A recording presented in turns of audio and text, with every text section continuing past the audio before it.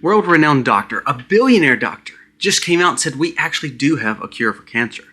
He says other countries are allowing it to be used, but America is not. I wonder why. Is it because healthcare is a multi-billion, if not multi-trillion-dollar business? We're going to discuss what this doctor stated. Someone I have done tons of research on. He says, here it is, a cure. And all we need to do is approve it.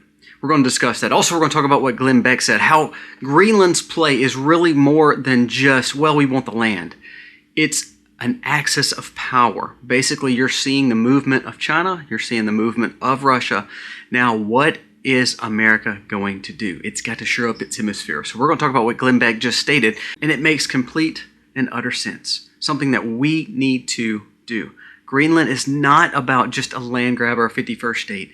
It's about safety for Americans. Also, we're going to talk about the dangers of healthcare, home cost, and what we're paying. Temporary taxes. Remember, California is trying to pass a temporary billionaire tax. Truth be told, there's never been a temporary tax in this modern history. Now, remember, that's how taxes started. Temporary, get them done, get the stuff paid for, and you're finished. Yet, for the last 100 years, a little over 100 years, we've kept those same taxes. What does that actually do? It makes sure people depend on the government. Something to think about. We're going to dive into all these stories and a few more because they are so impactful. I'm going to tell you how I do my house, how I did my insurance, so that way it will help you hopefully save some money. Let's dive in.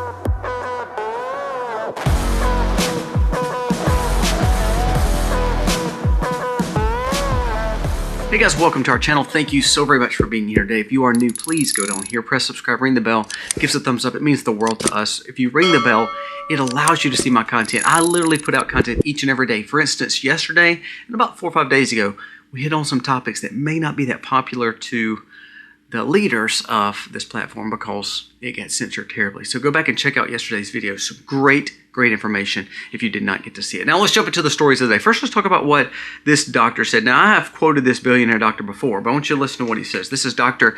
Patrick Soon-Shiong. He was speaking to Chris Cuomo. He says, there has been a cure.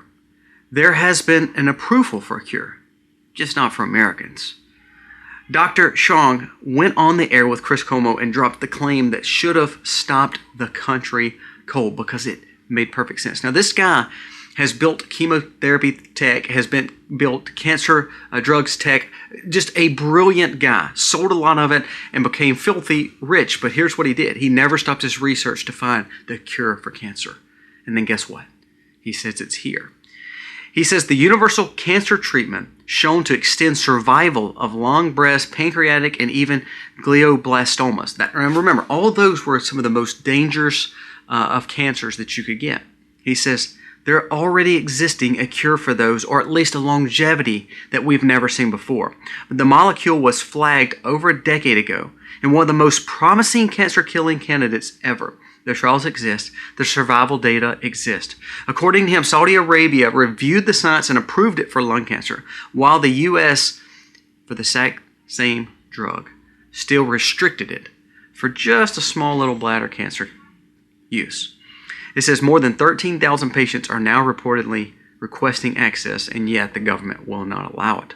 Same drug, same data, different outcomes. If this saves lives, why in the world would America not want it for its people? That's what that doctor stated. Now, you heard that. He is stating we may have a cure. Now, I've told you before, I think that if we started curing things and started actually getting to health again, we started eating balanced diets, a lot of the things like the multi-trillion-dollar insurance and health regulations in the health care system would plummet. And so I think that's why they are pushing so hard against people like Elon Musk with robotics. I think that's why they're pushing so hard against schools trying to go online and do AI learning, because this healthcare push is a monster moneymaker. And this billionaire doctor is saying, look, the whole point of us going to school and learning this stuff is to get to the point of getting the cure. He said, here's the cure. Let's use the cure. And yet, the government will allow for approvals of all this other stuff, but not the one thing that could save people's lives.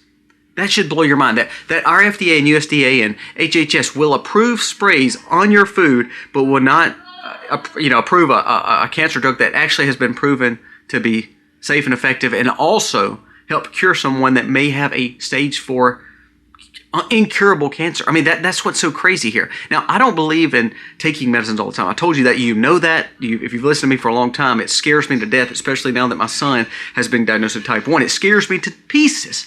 But to say there is an outcome that has said the prognosis is bad, lung, pancreatic, glioblastoma, and now all of a sudden there is a cure for it, and America won't approve it, but will approve all these other 10,000 chemicals that go in your foods? What? Think about that for a second.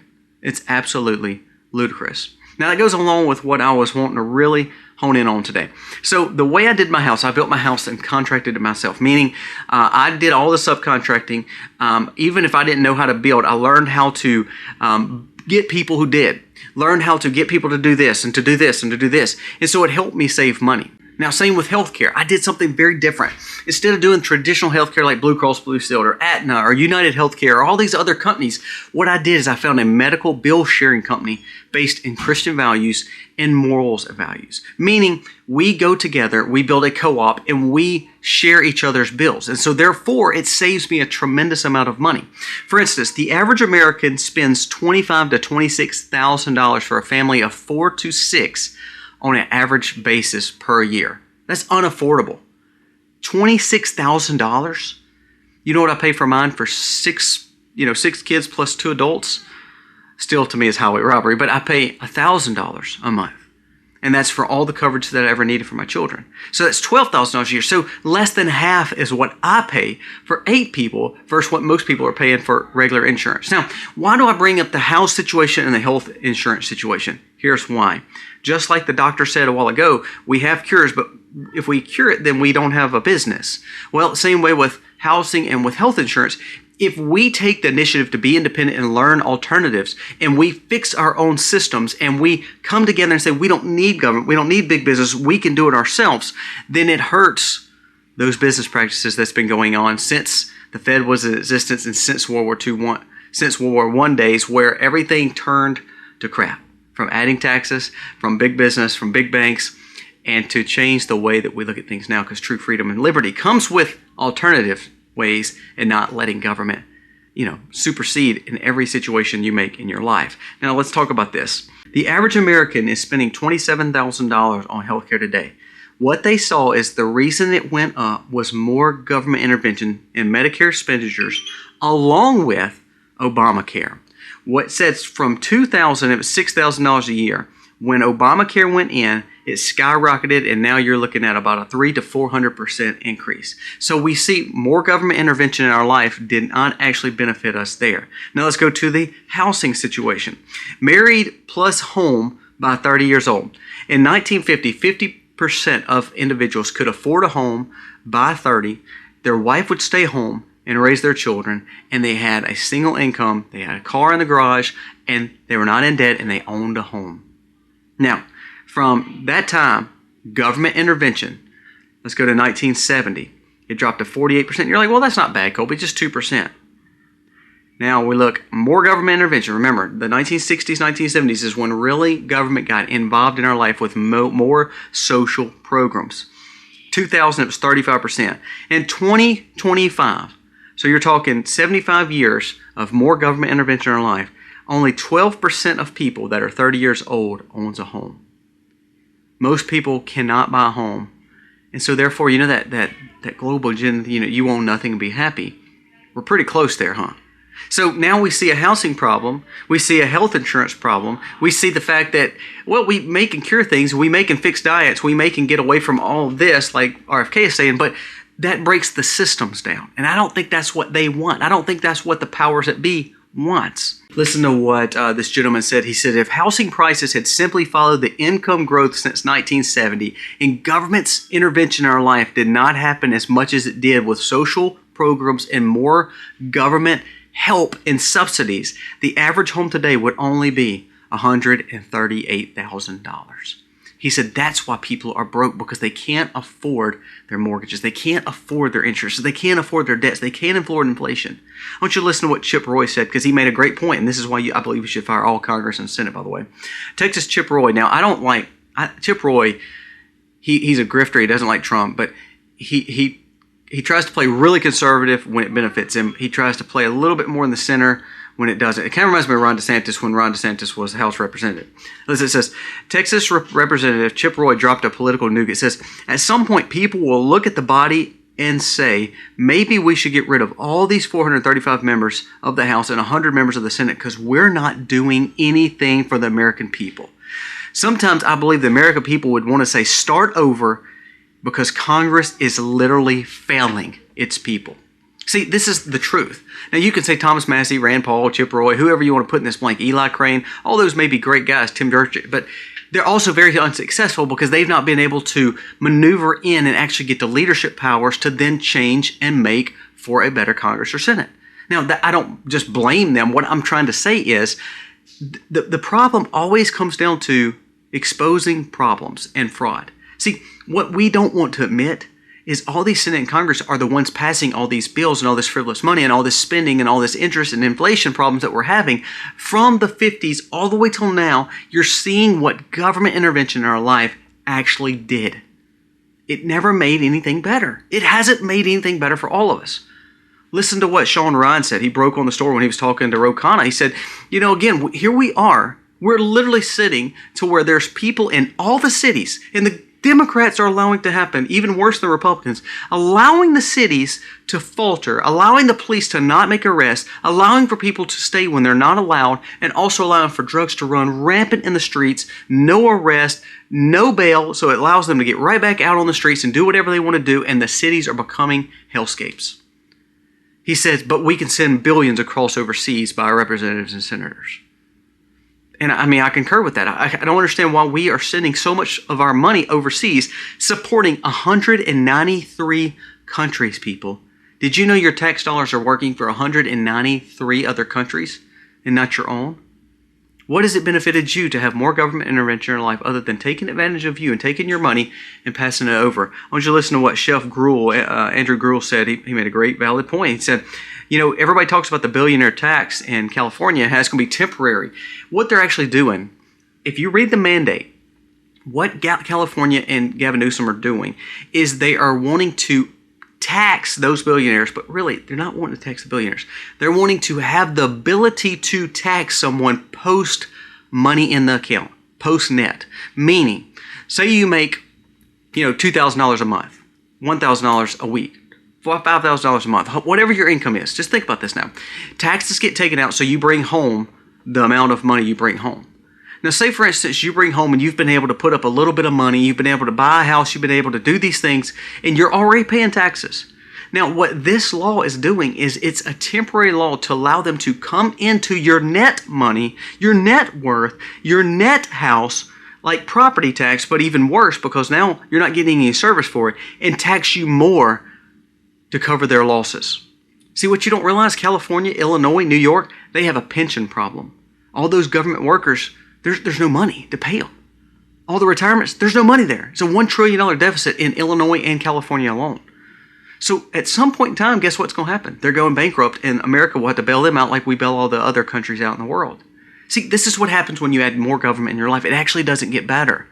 The temporary tax is going to end up being permanent, because this is what Andrew Gruel just said. He made perfect sense. He said, what we've seen is there's never been a time where we said temporary tax will stay the same. Temporary tax never turns into temporary tax. It turns into permanent tax. He said, if you look back in time, and we talked about this the other day, Abraham Lincoln set up a tax after the Civil War to bring in a time to pay off the debt, and then he took it back. So you were not taxed more than the time it needed to pay off the debt. He says Social Security tax, Medicare tax, additional Medicare tax, self-employment tax, federal unemployment tax, federal excise tax, estate tax, gift tax, corporate income tax, net investment income tax, alternative minimum tax. He said every one of those were set up to be temporary taxes, and yet every one of them have become permanent taxes because your Congress and Senate keep voting them in to tax you more. So that government intervention in our life, probably not the best, huh? Now let's move on to what Glenn Beck said, because I kind of want to end the video talking about some of these details here. Glenn Beck stated why Trump needs Greenland. He said, it is not about building empire, which I actually kind of like empire building, by the way. He said, it's gathering new allied powers against the axis of China, Russia, Iran, and even possibly some of the others to change their ways, to become stronger, so therefore they won't try to pick on us. A nuclear-armed Islamic caliphate called Europe. He said, we have no friends in Europe anymore. He said, the reason we're trying to build our hemisphere up, like Argentina, like Venezuela, like Bukele in El Salvador, he said, Europe is no longer an ally of ours. He said, basically, they've actually caused more problems for us than actually become an asset. He said, NATO is really no more, has no power. He said, basically, it's the European Union trying to dictate what they want by using American money. He said, so that's why Trump is going to Greenland. He said, that's why it's trying to shore up this area. He said, now we have a Canada problem. We have a Mexico problem, somewhat. With trade, it does okay. But they have to support the hemispheric growth. He said, that's what he's trying to do, is build up the alliances to have a new axis of power on this side of the world. He said, remember, on top of this, with the fact that Islam is growing, with the fact that these powers are growing in the Far East, in the Far North, he said, we've lost the fact of growing into those hemispheres. And he said, to be honest with you, we shouldn't want to grow there. He said, on top of that, China is preparing for a digital war, a currency war. They'll want a hot war if it means taking Taiwan and shoring up their access of power. He said, what do you think they were doing in Venezuela? What do you think they're doing in Canada? They're trying to cause problems for us in our own hemisphere. He said, so this is why Trump has to have Greenland, because he needs the northern routes. This is why Trump has to have an agreement with Canada and Mexico. This is why Trump needs to work with Venezuela and get that shored up so we don't have an enemy at our back door.